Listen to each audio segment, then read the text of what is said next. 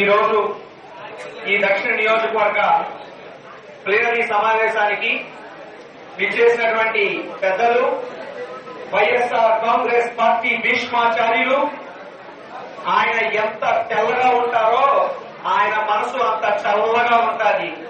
ఆయన మనసు ఎంత చల్లగా ఉంటుందో ఆయన మాట అంత మృదువుగా ఉంటుంది. ఆయన మాట ఎంత మృదువుగా ఉంటుందో ఆయన నిర్ణయం అంత నిర్మాణాత్మకంగా ఉంటుంది. వెండి కొండల శిరస్సు పండిన యువకులు మించిన సాహసం ఆయన సొంతం.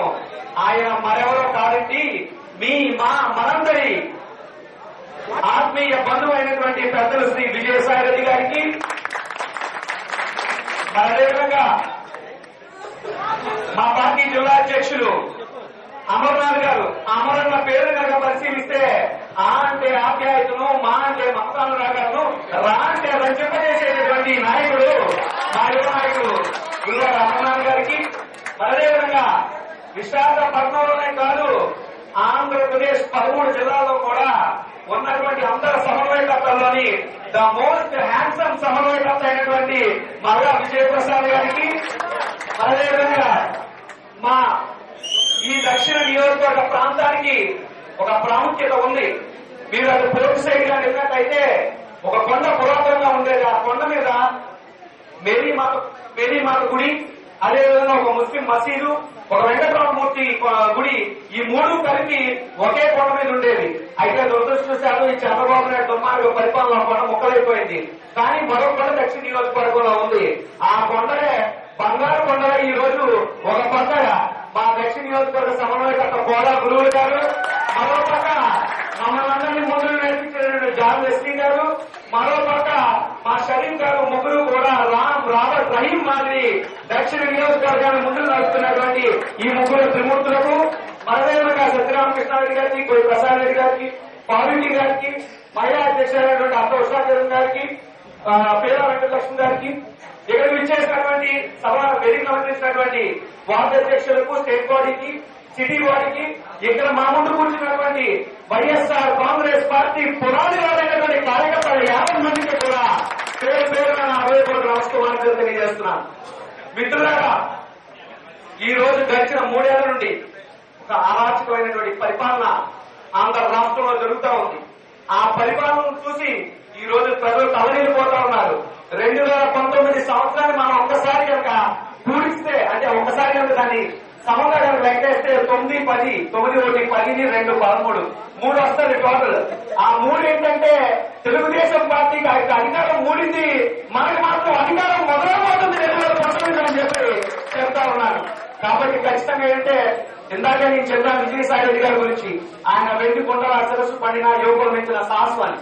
ఈ మొక్కని ఎందుకు అన్నాను అంటే ఈ రోజు ప్రపంచ వ్యాప్తంగా ప్రపంచాన్ని ఎక్కడ ఏ మూల ఏది జరిగినా తప్పనమంటూ కోటాను మంది ప్రజలు చేరువ చేసేది ఒక సోషల్ మీడియా.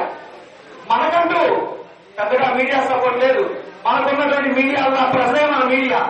ఆ ప్రజలు మన మీడియా, సోషల్ మీడియాని వాడుకుని ఈ రోజు ఈ ప్రభుత్వం చేసినటువంటి అరాచకాలను వెలికి తీస్తా ఉంటే అది చూసి తట్టుకోలేక వంకరైన మా దొంగలు గెలిచింది అన్నట్టు ఒక మహిళా ఎమ్మెల్యేని చూపించి, ఒక బూచి మాదిరిగా చూపించి, ఇబ్బంది రవిగారిని అయితేనేమి, ఇంటూరు రవికేష్ గారిని అయితేనేమి, మరొకరితేనేమి ప్రతి ఒక్కరు కూడా అరెస్ట్ చేస్తా ఉంటే అప్పుడు వచ్చారు మన నాయకుడు విజయసాయి రెడ్డి గారు. నిజంగా రొమ్ము గురించి చెప్పారు.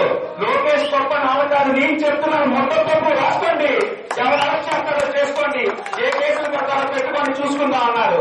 ఆయన ఇచ్చినటువంటి ఆ స్ఫూర్తి, ఆయన నింపినటువంటి ఆ ధైర్యం ఈ రోజు మన YSR Congress party social media కార్యకర్తలు ఎవరైతే ఉన్నారో మరింత బూస్టప్ ఇచ్చి మరింతగా ముందుకు పోయేదిగా దోహదపడింది.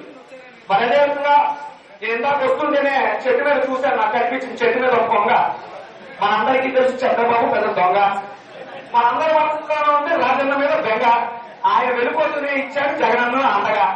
కాబట్టి ఏంటంటే మిత్రులారా, రాజశేఖర రెడ్డి గారు చనిపోయినప్పుడు ఈ దుర్మార్గపు చంద్రబాబు నాయుడు గారు కానీ లేదా మరో పార్టీలు కానీ ఆయన పోయారు, గుప్పిడ బూడిదైపోయారు అనుకున్నారు.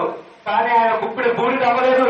ప్రతి పేదవాడి గుప్పెడు ధైర్యం అయ్యి ఆయన పరలోకానికి వెళ్ళి ఆయన వేదం ఈ రోజు రాజశేఖర రెడ్డి గారు ఊపిరి ఆగిపోలేదు. జగనన్న రాజశేఖర రెడ్డి గారు రక్తం ఈ రోజు జగన్మోహన్ రెడ్డి గారి రూపంలో 6 అడుగుల పౌరుషమై 6 అడుగుల నమ్మకమై మనందరి కోసం అండగా ఉంటామని చెప్పి మనందరి కోసం ఆంధ్ర రాష్ట్రంలోని 13 జిల్లాలు కూడా పర్యటిస్తూ ప్రజా సమస్యలు ఎక్కడికక్కడ పరిష్కరిస్తూ ముందుకు నడుస్తా ఉన్నారు. ఇటువంటి తరుణంలో గురువులు గారు ఎంతో అనుభవం ఉన్నటువంటి వ్యక్తి 2009లోను 2014లోను విజయం రంచులకు వచ్చి పాప దురదృష్టం ఆయన ఎమ్మెల్యే కాలేకపోయారు. ఆయనే కనుక ఎమ్మెల్యే అయ్యుంటుంటే ఈ రోజు దక్షిణ నియోజకవర్గ రూపురేఖలు మరో విధంగా ఉండేవి. కాబట్టి మనందరం అప్పుడు కూడా ఎంతో కష్టపడ్డాం, నడుము బిగించి కష్టపడ్డాం. మిత్రులారా మనకు ఒక్కొక్క 2 ఏళ్లు ఉందంటే ఈసారి నడుము కాదండి, ఒంటిలో నరాలు బిగించి ఖచ్చితంగా గురువు గారిని ఎమ్మెల్యే చేసుకుందాం.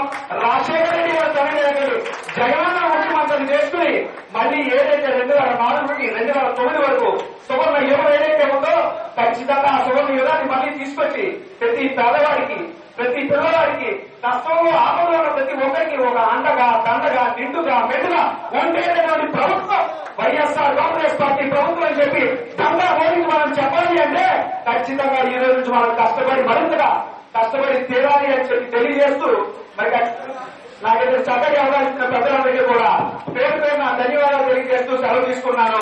జై జగన్.